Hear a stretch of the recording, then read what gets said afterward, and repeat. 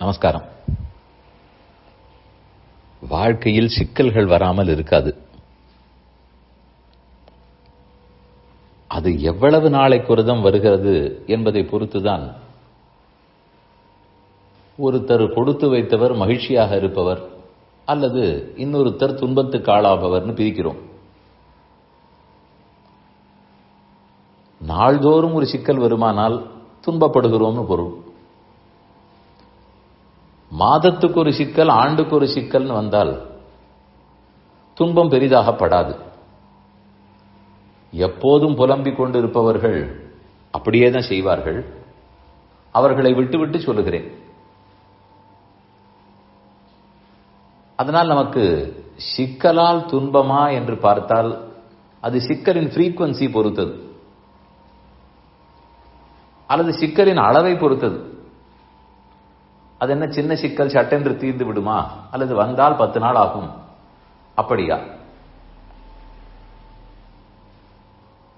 இந்த சிக்கல்களை விடுவிப்பதற்கு சில வழிகள் உள்ளன. நாம் மொபைல் போன் பேசும்போதோ அல்லது ஏதாவது பாட்டு கேட்கும் போதோ இயர்போன்ஸ் போட்டுக் கொள்கிறோம். ஒரு வயரை சொருகி காதில் பிளக் வைத்துக் கொள்கிறோம். சில இடங்களில் அது வயர்லெஸ்ஸாகவும் இருக்கிறது. வயரே இருக்காது, காதில் சொருகிக் கொள்வது மட்டும் இருக்கும். இதை பார்த்தபோது ஒன்று தோன்றிற்று. இந்த ஒயர் இருக்கக்கூடியதாக இருந்தால் அந்த ஒயர் சிக்கிக்கொண்டே தீரும். அது என்னவோ தெரியாது, எப்படி மடித்து வைத்தாலும் சிக்கும்.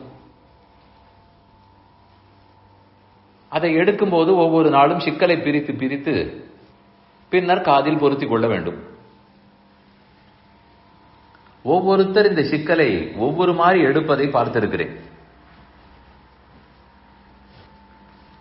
ஒருத்தர் பாட்டு கேட்டு முடித்து அந்த ஒயரை உள்ளே வைக்கும் போது அதை சரியாக மடித்து அதை சுற்றுவதற்கு ஒரு சின்ன டேப்பு போல கொடுப்பார்கள் இல்லையா, அதையும் போட்டு வைத்து விடுவார். ஆனால் அது புதிதாக அந்த பண்டத்தை கடையில் வாங்கும் போது அந்த டேப்பெல்லாம் இருக்கும். அது அப்புறம் போட்டு விடுவோம், நம் கைக்கே அது அகப்படாது. ஆனால் அதை ஜாகிரதையாக வைத்துக்கொண்டு ஒவ்வொரு நாளும் கேட்டு முடித்தவுடன் அதை வளைவாக அந்த ஒயரை சுத்தி அந்த டேப்பையும் போட்டு வைத்து விட்டால் அப்ப அடுத்த நாள் எடுக்கும்போது சிக்கலே இல்லை. சுலபத்தில் பிரிக்கலாம். இது ஒரு வகை. இவர்கள் முன்ஜாகிரதைக்காரர்கள். சிக்கல் வராத அளவுக்கு முன்னால் சிந்தித்து அதை தவிர்ப்பதற்கு வேண்டிய வழிமுறைகளை எல்லாம் செய்து வைத்து விடுவார்கள். ஓரளவு டிசிப்ளின். அடுத்தது 2வது வகை. அப்படி நேற்றிரவு மடித்து வைக்கவில்லை, இப்போது எடுத்த போது சிக்கலாகத்தான் இருக்கிறது. சரி, அதனுடைய தடிமனான ஒயர் எந்த வழி போகிறது, காதில் மாட்டிக்கொள்ளுகிற 2ம் எங்கு இருக்கிறது, எவ்வளவு சுத்தி கொண்டிருக்கிறது, இதையெல்லாம் சற்றே கவனித்து இந்தந்த படிக்க அந்த ஒயரை வெளியிலே எடுத்தால் ஒரு 10 முறை இழுப்பதற்குள் வெளியில் வந்துவிடும் என்று யோசித்து செயல்படுவார்கள். ஓரளவு அதை எப்படி பிரிக்கிறோங்கிற பாதை அவர்களுக்கு தெரியும். அந்த பாதை சரியாக இருக்கிறதான்னு சிந்தித்து செயல்படுவார்கள். இது 2வது வகை. அத போல ஒரு சிக்கல் வந்து விட்டால் இதை எப்படி சால்வ் பண்ணலாம், அது யாரிடத்திலமாவது அட்வைஸ் கேட்கலாமா, அபிப்பிராயம் கேட்டு செய்யலாமா, கேட்டும் செய்வார்கள். அப்படி பார்த்து இந்த சிக்கலை எப்படி விடுவிக்கலாம் சிந்தித்து செயல்படுவார்கள். இது 2வது வகை. 3வது, பேச்சு வாக்கில் யாருடனோ பேசிக்கொண்டே இந்த ஒயரின் சிக்கலை வெறுமனே கைவிரல்களால் எடுத்துக்கொண்டே இருப்பார்கள். கண்ணு கூட அதை பார்க்காது. அது ஒண்ணு இந்த பாதையில் ஒயரை விடுவித்தால் வந்துவிடும், அதெல்லாம் அவர்களுக்கு எண்ணமே இல்லை. இப்படி கைகளால் அந்த சிக்கலை இழுத்துக்கொண்டே இருக்கலாம் இல்லையா, அதை போல இழுத்துக்கொண்டே இருப்பார்கள். கண்ணு கூட அதை பார்க்காது.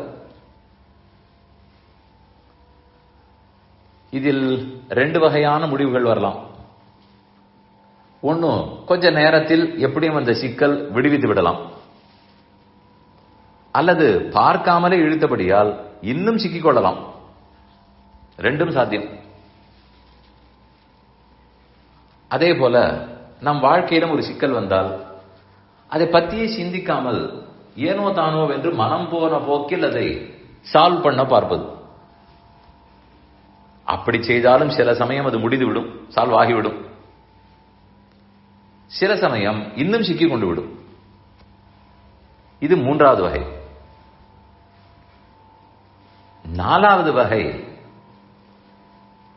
அது காதில் மாட்டிக்கொள்ளுவதில் சாத்தியம், வாழ்க்கையில் சாத்தியமில்லை. ஒயரே வேண்டாம், ஒயர் இருந்தா தானே சிக்கல். ஒயர்லெஸ், அப்படியே காதில் ப்ளூடூத் மாட்டிக்கொள்ளுவோம், எந்த ஒயரும் இல்லை, சிக்கலே இல்லை, கேட்டுவிடலாம். இது நாலாவது வகை. இது அதில் முடியும். ஆனா வாழ்க்கை என்று இருக்கும் வரை சிக்கல் இல்லாத இருக்குமா? இருந்துதான் தீரும். இல்லை சிக்கலே கூடாது என்றால் அதற்குத்தான் யோகிகள் எல்லாம் முக்தி வேணும்னு கேட்கிறார்கள். அதை வேண்டிவிட்டால் சிக்கலே இல்லையே, கர்மம் இருப்பதால் தானே சிக்கல். அதனால் இந்த ஒயரை விடுவிப்பதை பார்த்தால், அதில் இருக்கும் பல வகைகளை பார்க்கும்போது நம் வாழ்க்கை சிக்கல்களையும் இப்படித்தான் நாம விடுவிக்க முயல்கிறோம். இதற்குள் எது சரியானதுன்னு பார்த்து நீங்களே செய்யுங்கள்.